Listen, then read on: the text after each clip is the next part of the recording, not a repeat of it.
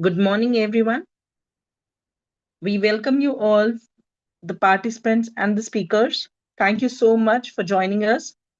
The Innovative Educators Club is a unique dynamic platform under EMAS Teacher Training Academy. It is created to empower teachers through collaboration, innovation, and continuous professional growth. As you all know, our team of EMAS Teacher Training Academy uh, has started this in COVID-19, 2019 lockdown period. In that uncertainty and transformation of education, it was a time to do that. So it was began by our founder Sayyida Afsha Afrin. It was a free initiative, and she single-handedly conducted training sessions and successfully trained over 10,000 plus teachers globally through online platforms. Initially, all the sessions were conducted via Zoom. It was creating an interactive, engaging learning environment for educators. As the community grew rapidly, it became challenging to manage and expand the initiative alone. With a vision to scale and sustain the impact, the idea evolved into collaborating with like minded educators and professionals who share the same passion for transforming education. Today, the sessions are conducted live on EMA's YouTube channel, making learning more accessible and allowing a wider audience of teachers to benefit. This club is open exclusively for teachers, educators. There is no eligibility criteria. It is free of cost initiative, open to educators across the globe. The purpose and the vision is to provide continuous learning opportunities, create a supportive community of educators, to make quality training accessible to every teacher, to encourage innovation in teaching practices. And we also welcome speakers for this platform of club. And we would be glad if anyone comes as a speaker and contact us. So thank you so much for this. So let me remind you once again that this club stands as a powerful example of how single initiative driven by passion and purpose can grow into a global movement, supporting teachers, fostering innovation and transforming education. Today with us we have a very great, experienced Sir Suresh Kumar, sir. I welcome you. He has an experience of learning and development of more than 20 years. He has started this company with his wife, Sujata Suresh. We had her session last time. Their company is Paravara. It was set up 20 years back, make a positive difference to people and business. He focuses on helping students identify the right career choice for them, people who double their productivity in 2 months and help them understand the mental blocks and self limiting beliefs that are stopping them from becoming the best version of themselves. He has helped over 2,000 people identify the top three skills for improving their performance and identify the right career paths for them. He is an executive coach supporting the leaders in different companies. We are honored to have him on the board as our speaker. His topic is career discovery, a scientific basis to determine the best career for a student. I hope we all get benefit from this. Thank you, sir. Thank you for joining us. Over to you, sir.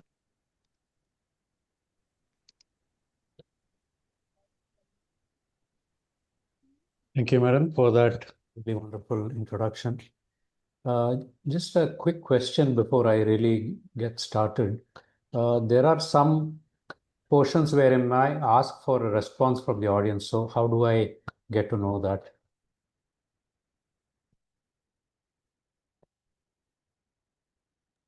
Sir, it will be on chat. Chat. Thank you very much. So my name is Suresh Kumar, and thank you for inviting me, Ms. Aida, at the EMAS for organizing this. How many of you really faced a lot of challenges when you were deciding your own careers? So if you face challenges, please type me in the chat box, please.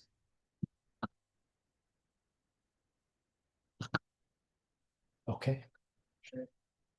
Thank you for that.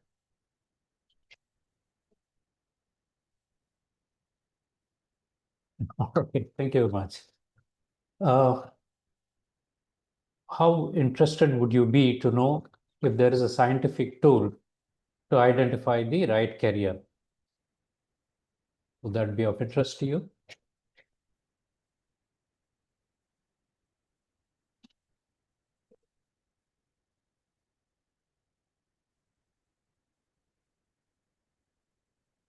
Okay. So I will go now like to go off the video, and can you start the projection, please? Do I need to start or you're doing it, sir? Okay, I can do that. I thought you were the host.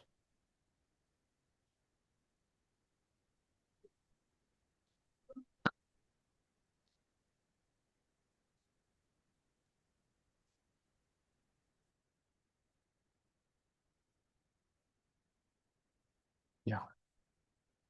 Is the screen visible to everyone? Yes, sir. Okay, thank you very much.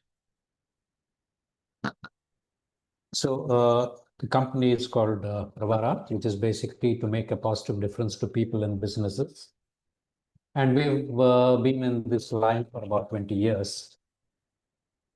And we have really specialized in using psychometric assessments to help people identify the top skills to improve so that they can really excel at their job. We've also used these assessments to help students gain a very clear picture about the right career for them. And we have helped over 3,000 people using these psychometric assessments to identify the right skills, and students as well. While this is all there, why is it the question would be, why is it we are doing this? And is it okay if I share a little bit about the background for all this? So after a corporate career of about 30 years, my wife and I started this company, Pravara. We wanted to make a positive difference to people and businesses. And we are in the learning and development place.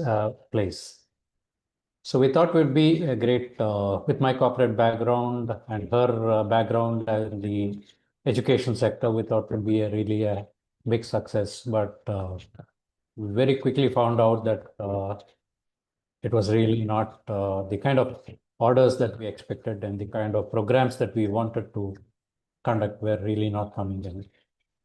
So we went in and got ourselves certified in the usage of psychometric assessments.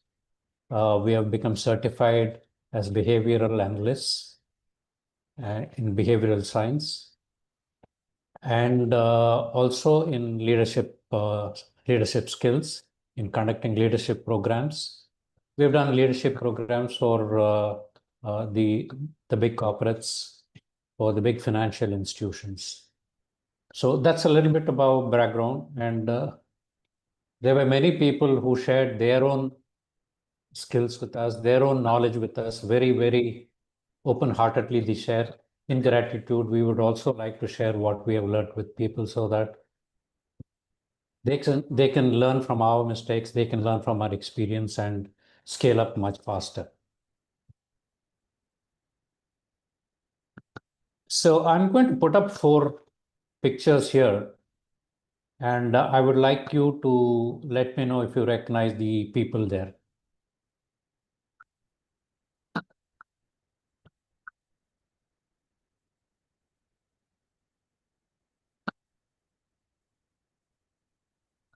There's some way that I can see the YouTube one. Let me just see. Okay.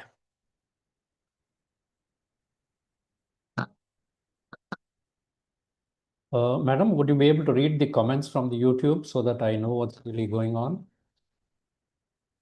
Otherwise, it's becoming a monologue.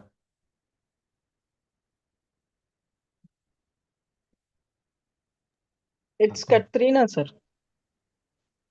Okay, thank you, Katrina. All right.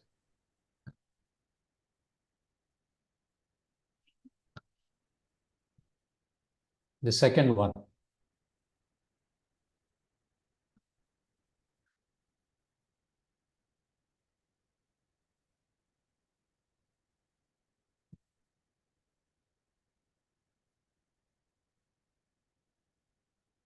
So we have the second one is Rajnikant. Third one is Shankar Mahadevan, the singer. And I'm sure most people will recognize this person as well, MS Dhoni. Now, my question to the audience is, what is common between all these four people? Is there anything common between these three people? Oh, sorry, four people.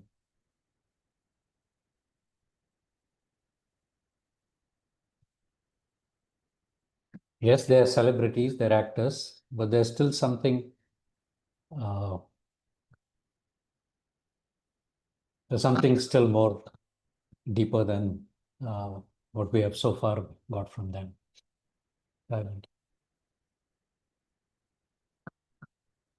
So these people, they were fortunate enough uh, for someone else to recognize what was their talent and show them the path to a career in which they could really shine.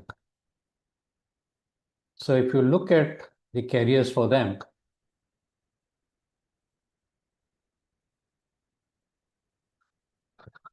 Katrina Kaif was a model before this, before a director cast her in a movie, and then that's how she became an actress. Dhoni was actually a TTE, and coaches and selectors in Bihar, Jharkhand recognized his talent, and that's how he got launched in the cricket system. And we're really fortunate that they were able to do such a wonderful job, because of which we got a World Cup captain, a World Cup winner. Shankar Mahadevan, software programmer, until Ranjit Barot, launched him on the musical career. A.R. Rahman also, showed him how he can become full-time musician. Rajnikant was a coolie and bus conductor, and his friend and director Balchandar. These people showed him, gave him the first role, and that's how he became a superstar. So the question is to the audience, what is the total spend on education for a student, nursery to degree? Any ideas? What is it likely to be? What is the total spend on education for a student?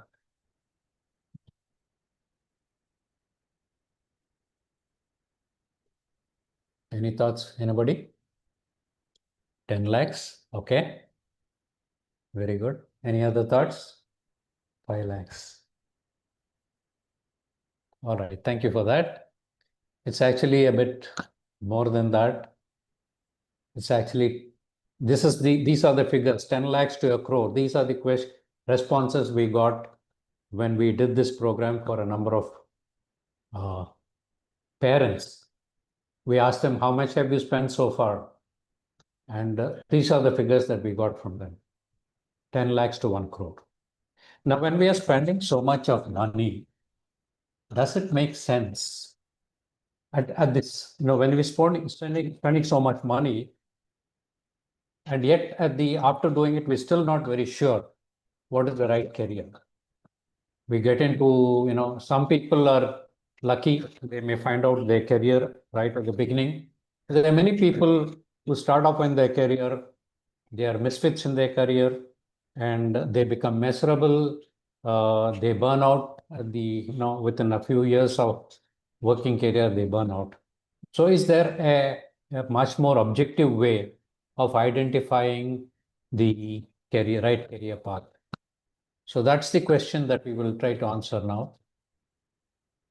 So Dr. Holland, a psychologist, he came up with something called the Holland's theory, or otherwise known as RIASEC.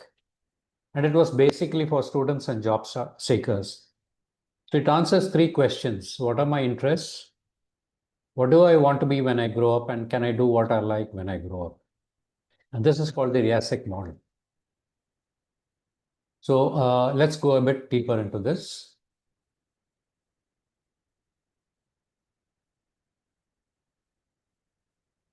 So it matches the personality of a person.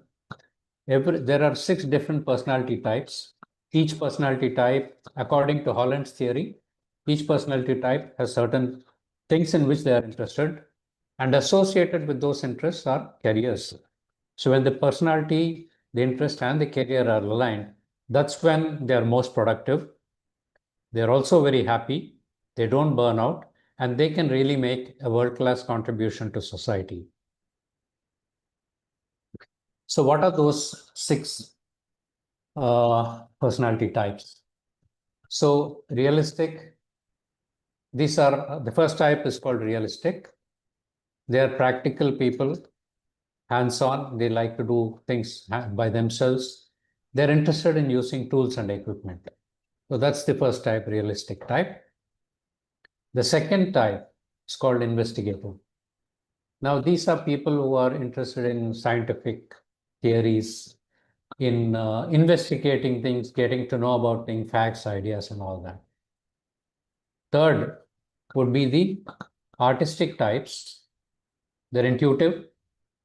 They are very creative people. They need to create. It could be music, it could be art, it could be sculpture, could be poetry. And they're very innovative people. The next type, so we have covered RIA. The next type that we are working on is S, which is social. So they are people who like to help others. They like to work with people, and they need to work with people. So that's the social type. The E in the RIASEC, E means enterprising. They are influencers.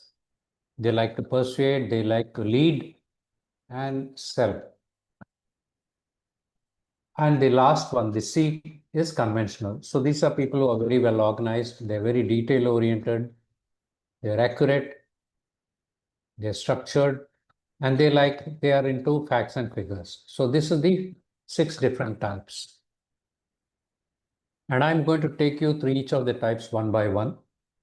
And I would like the audience to uh, see if they can identify which personality type they are mostly associated with.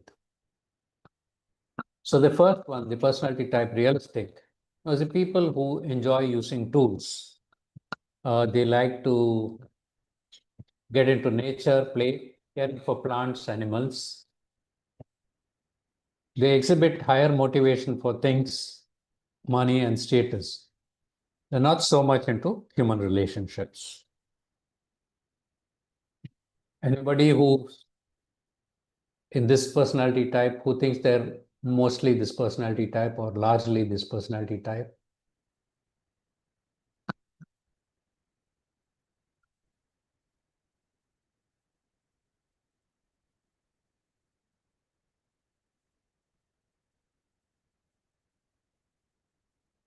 The second one is called investigative. These are people who like to learn. They like to analyze and solve problems. They like to research. So the investigative kinds. So like you see, Rodin's thinker is sitting here. There's a person who's doing some kind of research, and people are exploring and finding out things. And this person is trying to solve some problem. So that's the second type. Anybody who thinks they're largely this type, would be good if you can put it up in the chat.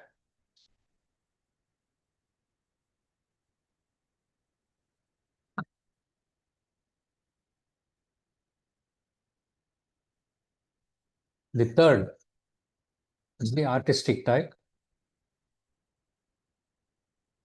Now, these are people who are very creative. They need to keep on creating.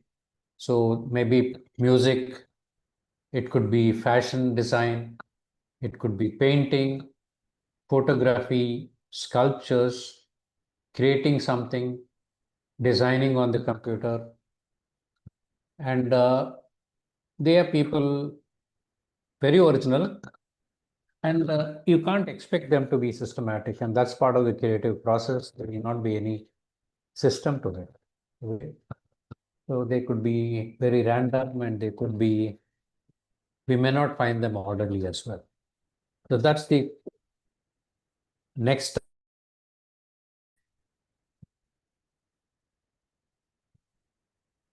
Next is the social type. We have they are people, they like to work with people, with children, maybe as teachers, maybe as counselors, maybe they like to educate, they like to instruct, they like to counsel. So these are the people who like to enjoy, they need to interact with other people. So that's the social personality type. The next type is the enterprising type. Now, these are the entrepreneurs, the startup leaders. They're very confident about starting new things, assertive. They like to lead and influence people, and they prefer to lead rather than being led by other people. So those are the enterprising kind of personalities. And the last one, the conventional. They enjoy working with numbers, data, information. They organize people. They like to organize. They really are very comfortable with figures, data, order, bringing orderliness into where there is none. They don't mind receiving instructions from others. This is the conventional type of people. Uh, would it be possible to check with the audience on if they could put it in the chat, or at least if I can get to know how many people think they are which personality type? Would it be possible to get to know that?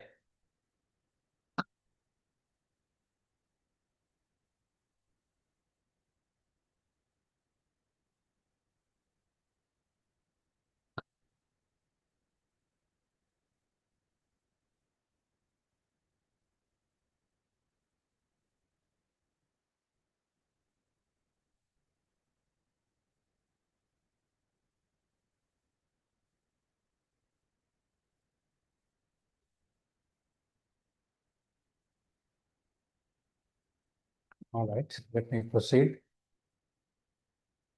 So we now look at the correspondence between the personality type and the likely careers. So the realistic, summing up, they're hands-on people. They like to use tools and they prefer the outdoors. So practical people, they are natural, they love action. So the likely careers for these people is architecture, athletics, construction, engineering, horticulture, and so on, so things. So you can see architects, they do a lot of, they use tools to visualize how a building should be. So, and they are hands-on people. Athletics, okay, outdoor, sports and outdoors, that's also the one of the things that the realistic type of people correspond with. So the realistic people would be those who are interested in athletics and sports as well. They're into construction, engineering. So these are trades where you have to use tools, you have to be hands-on. Horticulture, so working with the earth, working with plants, nature. So these are the kinds of uh, careers where the realistic type of people would do very well.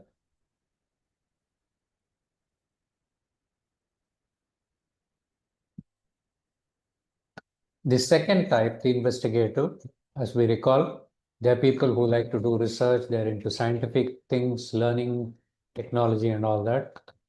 And their personality is basically curiosity, learning oriented, a scientific mindset. So the typical careers for them would be based on the technology and learning, computer engineers, physicists, professors, researchers, and psychologists. So that's the second type of people. Those are the careers that match the investigative kind of a personality. Now the next one, the artistic types. To recall, they're into creation, they're into design, they're very aesthetic people. They're very intuitive, they're idealistic, and they are independent.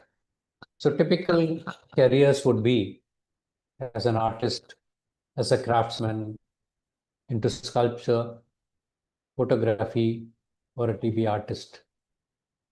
Those are the kind of traits where the artistic kind of personality would be shining.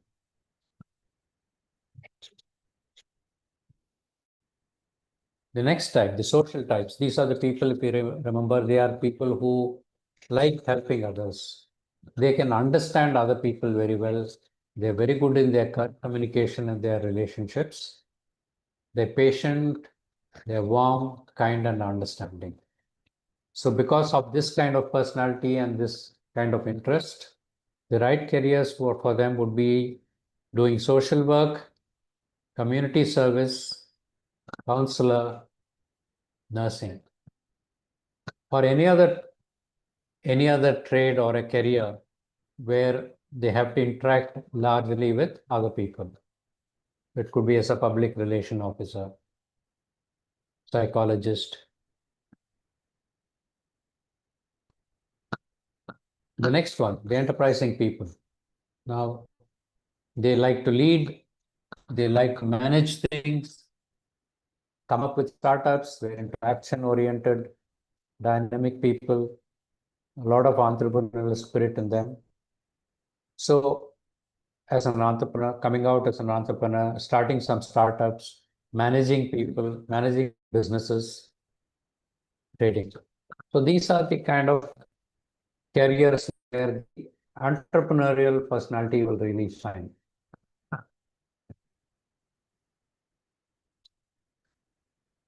Conventional. Now, these are the people, if you recall, they are good into organizing things, planning, structure, data, and numbers. So they are meticulous, they're perfectionists, they look for quality, they conform to established rules, and they are somewhat introverted. So the best probably career choices would be for them would be as mathematicians, administrators, financial planning, accounting, where data and numbers they have to manage, more to do with data and numbers rather than people. So those are the 6 personality types and the associated careers. Before I proceed, can I have a sanity check whether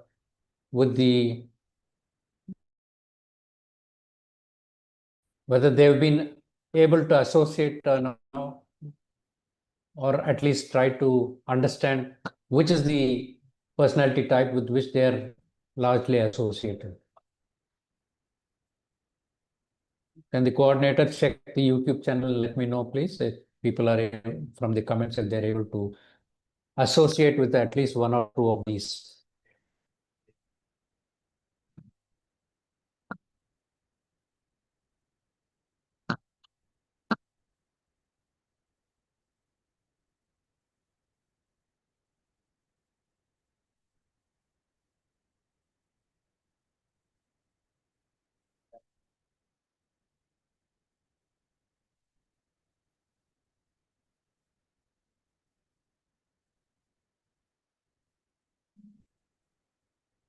The comments that have been enabled on the YouTube, are we able to get some responses from the audience, or should I just proceed like this?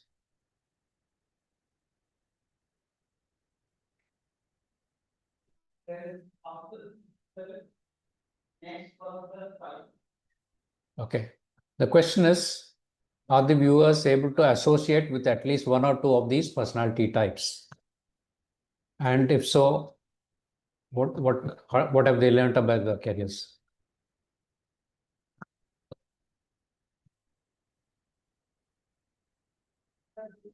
Okay. So some seem to have answered artistic. Okay, very good.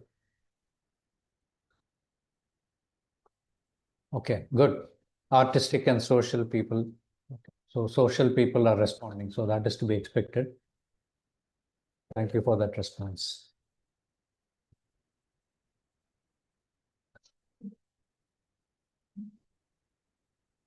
So it's not as if each of these are standalones. Each type, we will have a mix of the different types. Each type influences and is in turn influenced by the other personality types as well. So each of us is a mix of the 6 personality types. I see. So we have had some artistic, social, realistic, and people may find that some of them may find that we are a mix of 2 or even maybe 3 of the different personality types, and that's perfectly fine. So if there is a combination of social personality type and conventional, then they may end up as a maths teacher. So if the artistic, the entrepreneurial personality types are high, scoring high, then they are likely to be, maybe they may start an art school or an art studio. A third combination could be if they're realistic and investigative, maybe they may get into information technology. So just emphasize that we would have combinations of these. Each of us may be high on, 2 or 3 of the types and low on some of the other types. And if we are scoring high on some of those, then those will be the ones where we will shine. And whichever personality type we're scoring low, we would not be very productive. We would have to struggle hard if we choose careers which are the opposite of where we are scoring the lower in the personality types. Okay, thank you. Then what are the benefits that come out from using the reasset theory? Is that when we are spending anywhere from about 10 lakhs to a crore of rupees, we have a scientific basis on which we can decide what is the right career choice. So plus, person has the option of doing something in which they will be genuinely interested, they will be happy doing it, they'll be very productive, their health and energy will also be very, very high. And their contribution to society will also be very, very high. They will really shine. And I think we saw the examples of Katrina Kaif, Rajnikant, Dhoni, and Shankar Mahadevan, how they were fortunate to find the careers where they have become really, they have attained mastery. So typically, this can be, this theory can help students early in life, maybe the 9th standard onwards, they can really get to understand what is the right career choice for them. Based on the career choice, they can choose the courses and the institutions that they have to attend. So it saves time, money, and effort for the parents and the students and the teachers as well. It helps parents understand aspects of their personality which they would otherwise have thought, they may have been very puzzled or maybe even irritated with some of the aspects of the personality. But once they understand the personality type, they would understand that it is coming from personality type. It's not that their children are trying to be difficult. So hopefully it helps bridge the generation gap between the student and the parent or the teacher.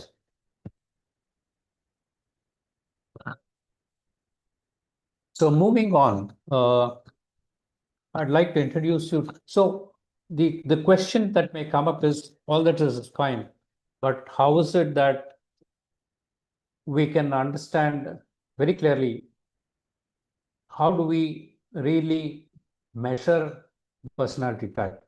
How can I get to know what is the mix of the personality types for me, and how do I know in an easy way to identify the right career?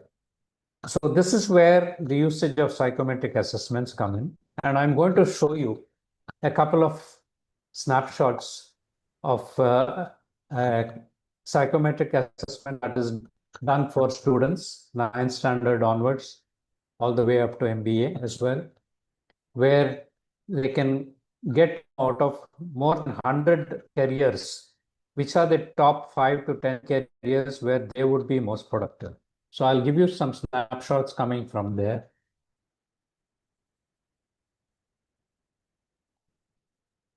So this is a snapshot of somebody who has taken an assessment called a vocations or a career inventory, scored highest on the artistic front, and investigative is the next this thing. And somewhat nearby is the enterprising. So the artistic, investigative, enterprising. So A, I, and E, these are the 3 top personality types for this particular person. And you will see that their conventional score is very, very low. So if they choose a career based on the conventional or the realistic, they would really be struggling in that career. But if they were to choose a career which is based on artistic personality type or the investigative or combinations of these, that is where they would be most productive. So for the person, what the psychometric assessment showed was this.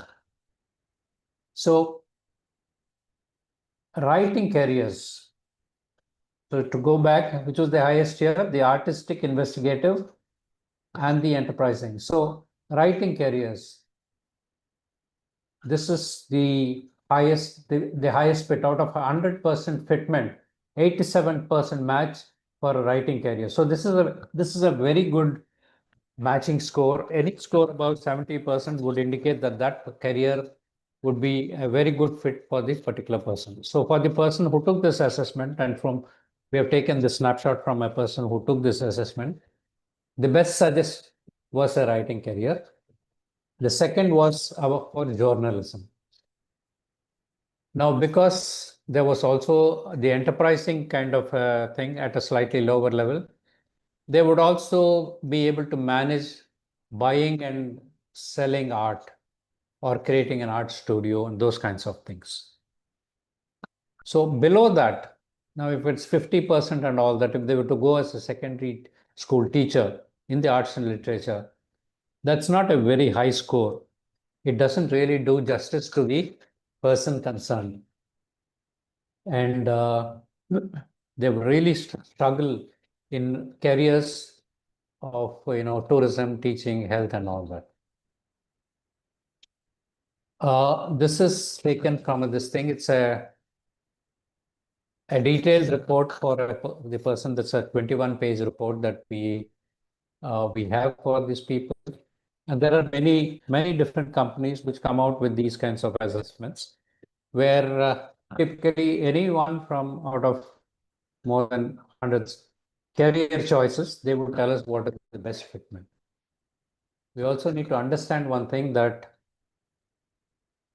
I was listening to a seminar on artificial intelligence, and they were saying that in the next 5 years, some careers will be invented which are not there today, because of the influence of AI, of the kind of data, big data, and all that's happening. So many careers will lapse, many new careers will actually be invented. So that is how these assessments help us in understanding what are the latest possible choices for us, for a student, uh, to really shine in their career choice. So that brings us to the end of what I was wanting to share, and I'd like to open the field to some questions if people have anything to say.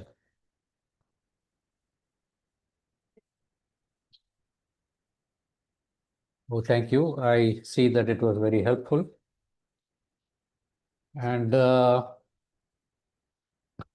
we would like to explain one particular example that of a student that we were dealing with. So there was a young mother, and she wanted to identify the right career for her child. And she was under the impression that she would really, the daughter would shine in dancing and music. And when we actually did the assessment, it came out that she was more into sports.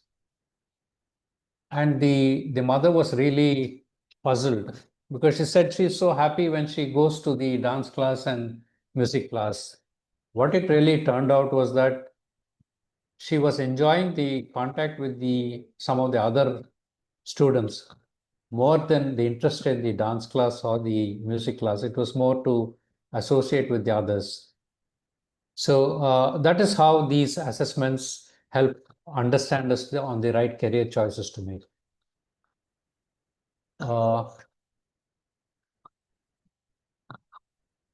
So if there are any questions, I'd like to take the questions now.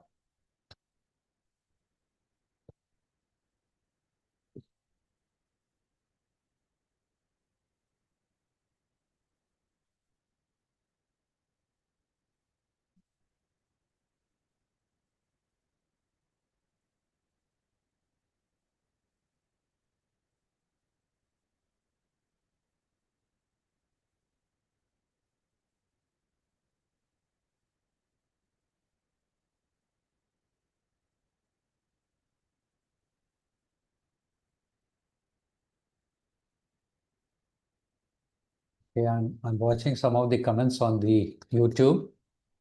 Good. Shumaila, I can associate myself with the conventional type. Okay. Then entrepreneurial.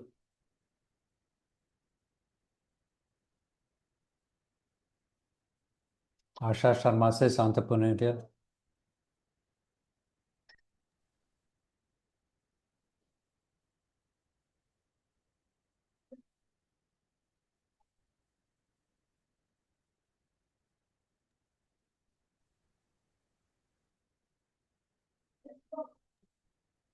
Hello, sir. Yes, ma'am. There is one question like a candidate is asking like how can we do an assessment for the career background or anything? She wants that. I'm sorry, could you repeat that? For career, how can they do assessment as a teacher?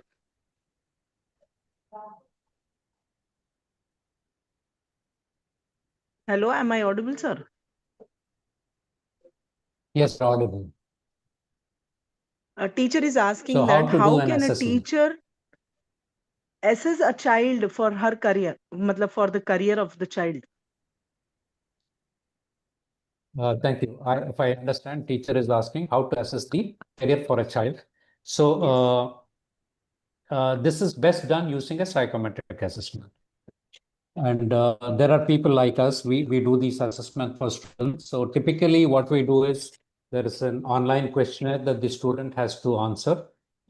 Based on the answer, then we actually get these assessments. We buy these assessments from outside, world class companies, and then we interpret it for the uh, parents and the teachers and help them understand what the right career choices to make. So the process to take an online questionnaire based on which there will be a report that is generated, roughly anywhere from about around 20 pages or so, which can give us a list of the top percentage fitment to the more than 100 careers. So for individuals, it is really not possible to make that kind of assessment. We have to use these online assessments to really identify the best fitment. I hope that answers that question.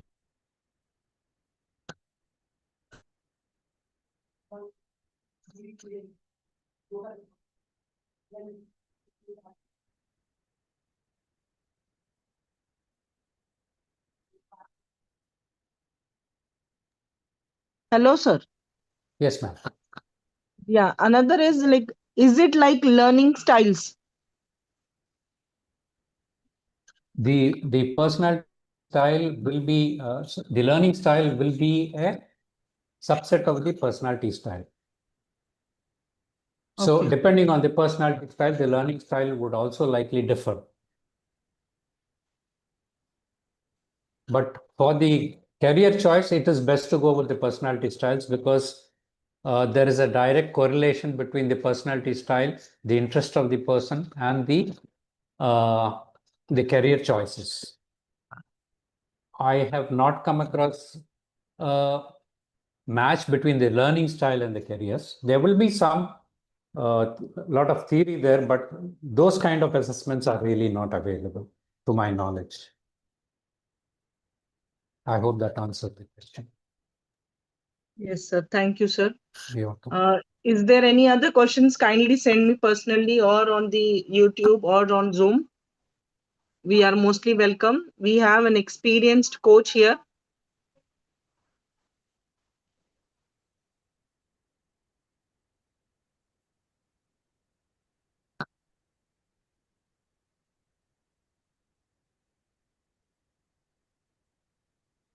Okay.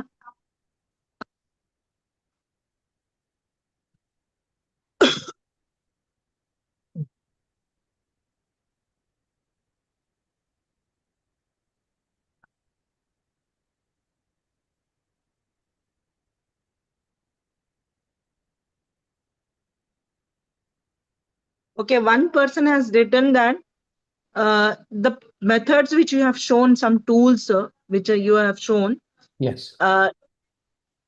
If they use it directly, can they discover the right career path? They see these, it's a lot of information that's available there. See, it's like you go to a clinic and ask for a master health checkup. So then they'll give you a detailed diagnostic, maybe 10 to 15 pages of various tests that are there. But are we as lay people able to understand what that is? To some extent, some of us have some knowledge, maybe from the sugar level or from the blood type. We may be able to correlate something, but we need to really go to a professional to understand the full impact and get the full value of the diagnostics that have been done. Okay. Sir, another question. Which careers will be most in demand in the next 5 to 10 years? Okay, now this is like I said, AI is definitely something which will be going to be there for some time now. How to use AI? So far, the early time when we got into ChatGPT, one of the things that came up became a little important was prompt engineering, where you had to tell the way you prompted ChatGPT was the way in which the quality of the results would vary. So the more refined, the more accurate your prompts, the better it was able to give. But now we have tools like Claude, we have tools like Gemini, where all these things are not really required. You don't even need to get into the prompt. You just state your problem and it is able to give answers very well. And there are called agentic AI, where AI agents are taking over the work and they can execute it fully. So earlier, what we used to do, you ask a question, take the response, and then we would apply it in a work. But now you have AI which can read your mail based on the mail and your, the people who are sending it. It can respond on your behalf if you give it the rights. It can go through your social media posts. It will go, can identify which are the ones that would be of interest to you. It can post on your behalf as well. So that's the kind of level of technology changes that's happening on AI. And I would say that AI will definitely be in demand for some time, but what's going to come next? Really, technology things. Coding will not be any more useful. It's going to be, because AI is going to be much better at that. How can children? So I hope that answered. We may need, like I said, one of the questions I got when I was attending an AI seminar is they're saying that some of the next 5 years, what will be important are not yet discovered also. So we need to be really in touch with the AI tools and with the psychometric assessments to understand what would be the right careers. How can children future-proof my career in a rapidly changing world? Very good question. One is that there are some things which are called transferable skills. So the ability to adapt to rapid change, this is something that's going to be very, very useful going on. We would have seen in the past 5 years how the rate of change in society, how the rate of change of technology, in everything we are seeing a rapid change of pace that's happening. So the ability to keep pace with changes, with technology, to ability to be open to change is happening very, very rapidly. And the ability to be balanced internally, despite a lot of changes happening externally, which means that things like yoga, meditation, energy work, or any practice where people can remain balanced internally while dealing with all the other problems, because problems are going to multiply. The ability to manage your problems without getting stressed out is going to become more and more important. How important are internships? How can I find good ones?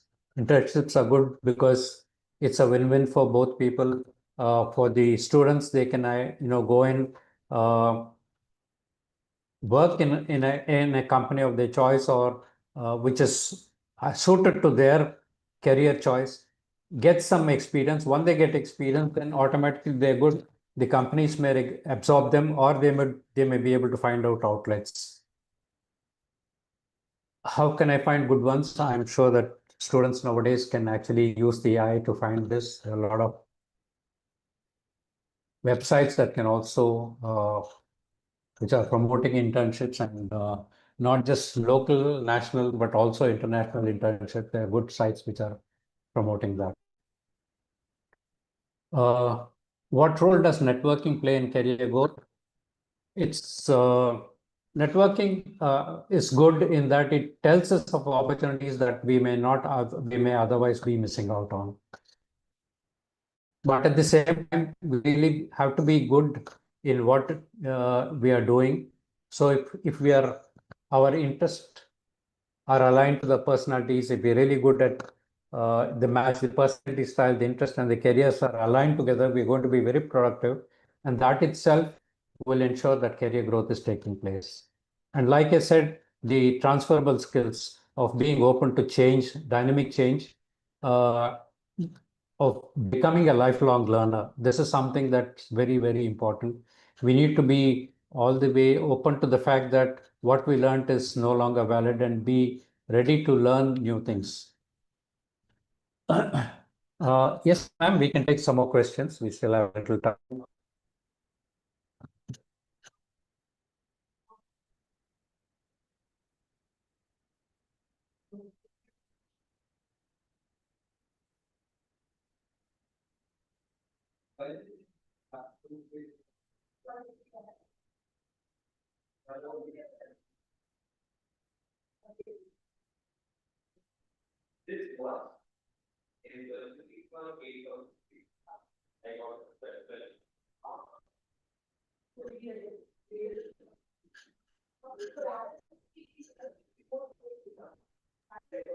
Hello, sir. Yes, ma'am. Hello. Yeah, I'm sorry, like I was on mute and I was repeating the question. The question is, Mhm. how do a teacher should deal with the pressure from parents or society while she, give a career choices, or if a child is making a career choice, then there is a pressure from parents and society. How they can deal with that? Uh, One is actually that the teachers themselves go through this Viriasic theory in detail. They can become certified in the usage of psychometric assessments. We can help them to understand, to really go into depth and certify people who are interested in that. So knowledge of the theory would be helpful for them to deal with the parents' questions, and they would be more confident in responding to the questions that parents are posing. That would be one way of dealing with the questions that come from parents. Because one, the teacher would know what is the career best suited. They would also know what is the career which is not the best suited. So if a parent is pressurizing to go for a career choice, which may not be in the best for that particular personality style, the teacher can actually warn the parents and say that scientifically, this particular career choice may not be to the best advantage for the child.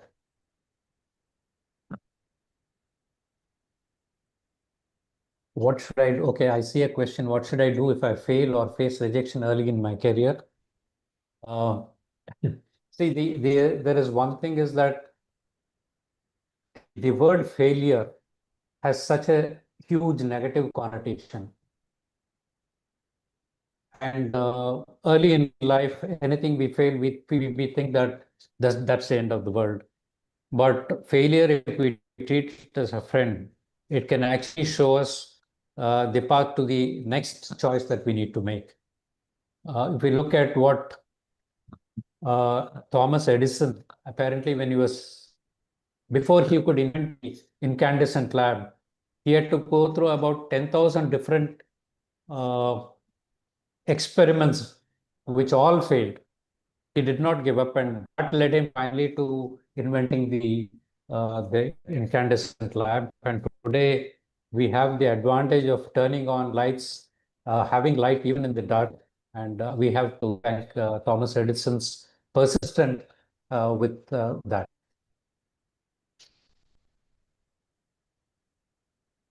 Okay, I hope that answered the question about rejection. So rejection early in career, please don't do that. This is why I said treat failure. We can learn from failures from ourselves, from the failures of others. Used as a guide, it can give us the right choice to make. The other, I see the question, top three skills every student should develop regardless of career. I would say one is that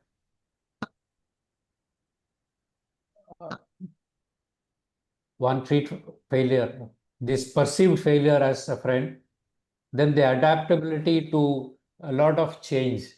If we are flexible to change, we can, and being ready to learn continuously. These would be probably three things that would really stand somebody in ensuring that they, regardless of career, they are able to proceed and really shine in it. How can I start building skills while still studying? The skill building can come later on if you, based on your personality, if you choose your career, skills can be built up, and that is something, skills are something which can always be learned on the go. It is a good to make the right career choice, and once we made the right career choice, we find the mentor who can teach us which are the areas to where we should really uh, become better. Or we could even use psychometric assessments. They will tell us which are the skills for a particular job or a role that we need to improve upon.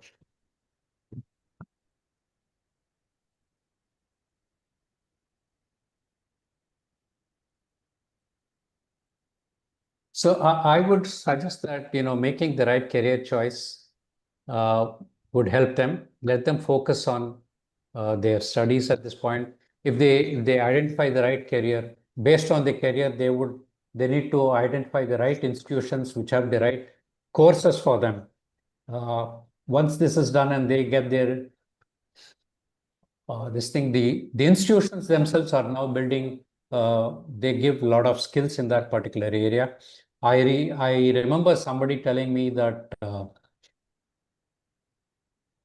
some institute of higher learning, they were giving somewhere about 10 lakhs to each student to try and see how they can build up capital uh, as an experiment. So choosing the right institution will help them with the skills. The knowledge will come with the knowledge. The institution will also help them get the right skills. I would like to bring this to an end here at this point of time, and I would like to share a slide where they can send. They wrote their questions. I can give an email ID to which they can route their questions. Can I put that in the chat, or would you prefer that it be routed through EMAS? We would always be happy to answer You can those send. questions. You can send in chat or to me, no problem, sir. All right, I'll put it in the chat. Yeah. And one more question from EMAS, sir. At EMAS, we strongly believe in empowering educators and learners for a transformative future. In that context, I would like to ask you one question, sir. Yes. Can you suggest some simple strategies for teachers which can be helpful for students to explore their careers earlier? Or any 2, 3 actionable steps to schools can implement immediately to improve career guidance? See, the Holland theory is a well-established theory. They can, they have, they can go through the net. There are a lot of, there are a lot of information available. They can learn more about this. Once they learn about it, they're confident. Then they can actually be able to better guide the students. We can also, take them through a program, a much larger duration program, which will be interactive, where we can take them through the program, the content in detail and help them better understand the theory so that they can guide the students better. And I've shared the email ID to which they can send questions, and we'll be happy to answer all of them. Sure, sure, sir.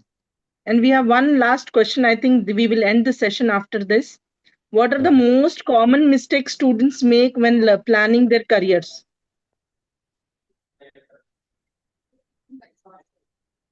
I'm sorry, I lost your voice. What is the most common mistake Okay. students make when planning their careers, and how can students overcome fear, confusion, and societal pressure while choosing a path? And after that, please, we are not going to take any questions. Next time, kindly join us again for your questions. Yes, So sir. What are the... okay. Yes. Typically, I have posted in the chat box. Yeah, I've seen that. So the most common mistakes is that, and I've seen this in my life, and I've seen in many students also doing is there is a childish fancy for, they would have seen somebody who's a hero figure or a role model for them. So we all want to go and try out the same career path, but our personality style and our interests may not really match that career. So that is one thing. The second thing that could be happening is that there could be parental pressure. Now, I come from my father and my grandfather were lawyers. So there was my father was really hopeful that I would also join him in taking on that role. I really had no particular interest in becoming a lawyer. Mine mind was more attuned to engineering and science.